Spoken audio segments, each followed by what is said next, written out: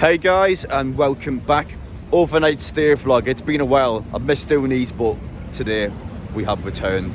So I'm actually currently doing this intro on the Wednesday morning. So as you can see, I'm currently standing outside the King's Cross station down in London. Newcastle have just picked up a very good point away to Arsenal. No draw. That's the first time this season Arsenal have not won at home. So yeah, a very good point for us. But pretty much the reason why I'm doing this intro on the Wednesday is because I'm actually not going home. I'm going over to Manchester for the next few days because Newcastle play Sheffield Wednesday on Saturday and the women's team play against Stockport on the Sunday. So it makes sense for me to stick around the area because I'll be going back on the Wednesday and coming over on the Friday anyway. So I mean, what's the point? I might as well go with my mates uni accommodation for a few days. So yeah, this vlog is my experience over in Manchester for a couple of days. It's going to be quite a messy experience, I imagine. But all coming up. After 2.5 hours on a train, I've just arrived now in Manchester. One thing I absolutely love about this city, by the way, is the tram system. So I've been to the majority of places in the UK, in Blackpool, Birmingham, Manchester, the only three I remember that have trams. So yeah, so far so good. I'm going to go to my mate's uni accommodation. I'm going to show you around the place, and afterwards I'm going to come back here tomorrow. I'm going to show you the city of Manchester itself. I'm excited though. The journey begins now.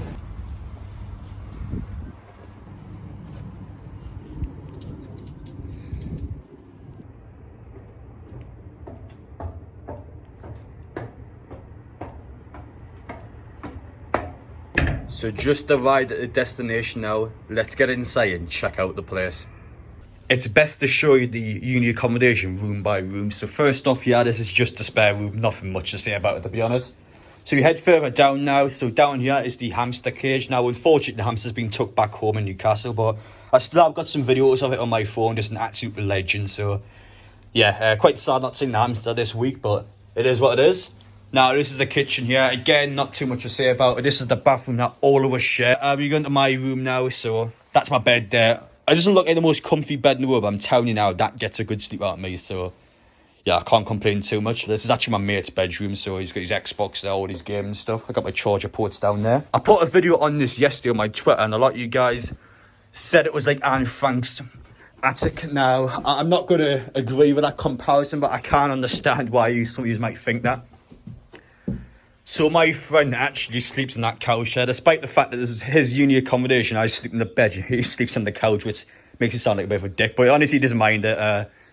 It's just a bit of a dictatorship going on here. So I've got the PS4 down now. I'm going to play some FIFA shortly. So one thing I've started to really notice on TikTok, by the way, is that you guys seem to have some weird fetish with making videos about me on TikTok. Now, I've got to be real, I think they're hilarious. So at any point you guys want to make a TikTok about me, the one I find the funniest, I will actually give out a cash prize. I don't know, like 30 quid or so. And so £30 to whoever makes the best TikTok that makes me laugh the most, because I think they're hilarious. I've sat back, honestly, for about 20 minutes yesterday and just listened to loads of them.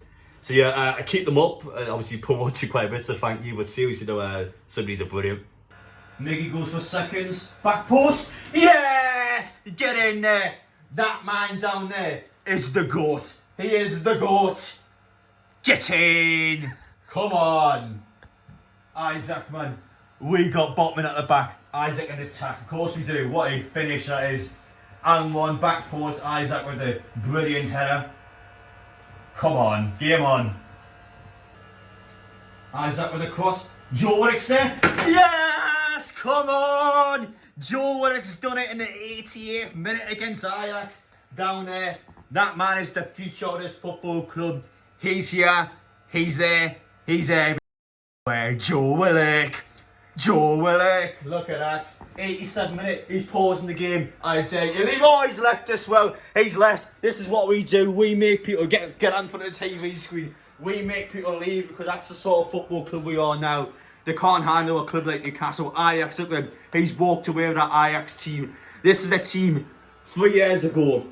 Nearly got into a Champions League final. We're making them leave the game. Look at that. Joe Willock and Isaac with the goals. That kid is going to go to bed tonight in a pissed off mood. That's because of this club. Look at that. Look at that. So day one is completed. Had quite a nice sleep yesterday in the bed actually. So today, on day two, I've decided to come out to the city centre. I'm going to check out Manchester because I want to show you this really nice autograph shops. I'm quite tempted to buy something today. So we'll have a look and I'm going to show you around the area now.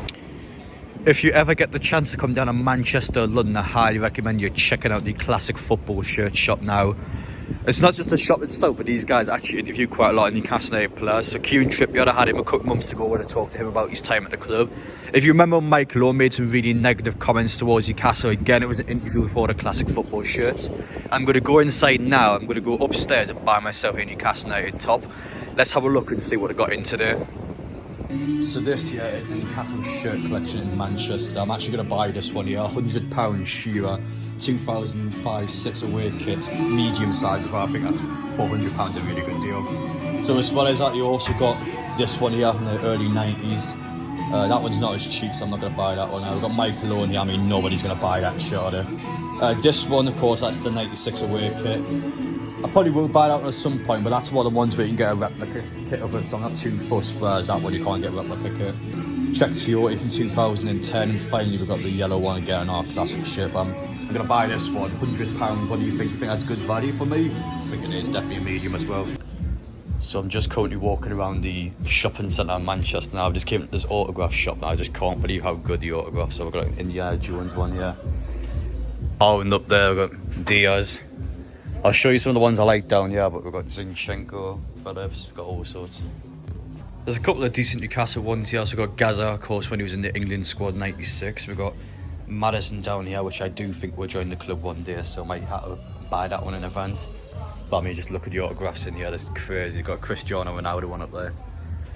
This Pepe one's really nice for £100. They've got like the actual grains of grass. As I just came out with the Gold Star in Manchester, I've got to be real, it's probably the best autograph shop I've ever been in.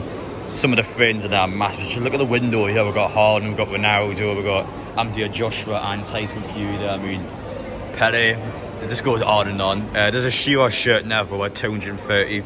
But other than that, we've got Gaza at Rangers, and that's the only Newcastle related stuff in there. Really nice shop, just unfortunately it's full of Man City, Man United players, which I'm not too fussed by. Day 3 of my journey over here in Manchester has went completely wrong. My plans are out of the window now. I've actually got to leave Manchester because there's no trains whatsoever that's going from Manchester to Sheffield on the Friday or the Saturday. And I was thinking, well, no, Sheffield's 30 miles away. Even with the train strikes, there's still got to be some form of public transport to get there. There is not a single thing that gets to Sheffield from Manchester within the next couple of days. Even driving to Sheffield 30 miles, it's going to take 1 hour and 40 minutes just to drive to Sheffield. I mean, what on earth is going on? So I've actually got to completely alter my plans. I'm going down to Birmingham now. I've got to switch and go to some place called Tamworth. I've never heard of Tamworth in my life, but I've got to stay there for a night.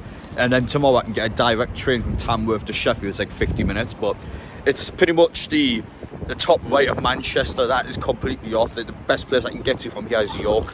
And even there, but it's going to cost more to stay in York, and on top of that, it's going to take longer to get to Sheffield on the Saturday as well. So I've got to go to Tamworth. I've never heard of it before, but I'm sure it's going to be an experience. As for my mate, he's still back in the uni accommodation now. If you can make the game on Saturday, because it's got work on the Sunday, so if he can come, he'll come down later on. But if not, it's going to be a solo trip from now. So I mean, the train strikes, Christ, they've destroyed the Premier League season in terms of trains. It's just every single match is happening. Get in there. I have just performed a masterclass on the train. So my first train over to Birmingham was actually delayed for 25 minutes. Now, I am fully aware how bad train delays are at the minute. So I actually pretty much planned ahead and booked my second train for a 1 hour changeover from Birmingham. So thankfully, the train was delayed, so my thinking ahead is actually paid off, and I have just performed a masterclass on the train. So anyway, as you can see now, I'm currently standing on my second train. There was literally no one in this carriage, and we are going to Tamworth now. This train, by the way, goes to Tamworth, Burton, and stops at Derby. I mean, that has to be the most depressing train I've ever heard of, to be honest. So, I mean, listen, let's stop joking now. I'm going to Tamworth, right? Place never heard of. This is going to be almost like a challenge for me. Can I survive the night? Can we go over there and get around in the wilderness? So I'm really interested. I mean, this is almost like a made up place. I can't believe this place exists. It's just like, it's just something that I never knew was a thing. So yeah, see warning sign there. Look, warning sign, we're about to go to Derby. Even the train knows that Derby is not the best place to go to. But yeah, so far so good. I just want to tell you guys about my masterclass there and how much of just a hero I am. I honestly outsmarted the train, so there you are. That's some tactics, by the way, I recommend you guys doing with the trains. I've just arrived in Tamworth now. My hotel is attached to a Lidl. I can't believe it's attached to a Lidl. That is actually impressive. But I've got to be real, I've been around Tamworth for like 10 minutes now. It's honestly not that bad. So we've got Frankie's and Benny's just across the road there. I love Frankie's and Benny's, by the way, so I'm actually going to pop in there later. We've got an Audi at your side of the road, so we've actually got a set up. All the way down at the bottom there's actually a Spoons as well. So this is honestly like my dream setup. So yeah, I'm going to go check in now. Probably going to go a little as well, so it's just literally attached to my building. Oh dear, that's not a great sign there. Smashed window before I check in. For the second time of this video, it's time to check out the accommodation. So let's have a look around the room. So first off, we'll check out the bed shortly. We'll do the bed test check in just a moment. That's actually quite a nice chair in the corner. Let's feel it, see how it is. Good chair, that. So we've got the TV over there. TV's not the greatest. Hello there. Now, as for my table, as always in your travel lodge, you get your little desk here. And just like in London, for the most part, you get a really nice chair again. I've been to some travel lodges in London, actually, where you get a plastic chair. It's just the worst ever. So far, so good, to be honest. I mean, I think this room cost me like 30 quid for one night, which is actually quite good. So we're going to here now. As for my bathroom, as always in a travel lodge, the shower heads look like adult toys. I don't know what the obsession is with doing that, but I mean, I'm not complaining. Standing shower, there's enough room there for me to be satisfied. But yeah, as for the room itself, it's honestly not that bad. Now, I know the reception, I see the smash window, which is not great, but the receptionist was really lovely, came across quite well, and my room itself is in a safe area. I couldn't imagine anyone actually getting to my room, so I mean, I can only judge what I see, and it's honestly, for this night, it's actually quite good.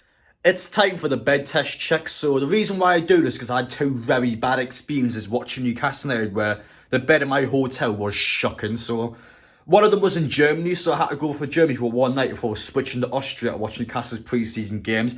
There was bed bugs in the bed. I had hundreds of red spots on me, horrible. And the second time, I went to Blackpool once to watch the under-18s play at Bloomfield Road. The bed was very squeaky. Obviously, a lot of people have had good times in Blackpool in the bed, so it wasn't pleasant to sleep in. So ever since that, I've done a bed test check in every single video just to make sure it's up to my standard. I've got a very high standard that the hotel has to meet, otherwise I'm going to have to grade you off for it. So as you can see, we've got the double bed behind us. Let's check it out. Oh, I like that one. That's quite a good bed, actually. I'm going to have plenty of fun in this one tonight. But no, it's actually quite comfy, look.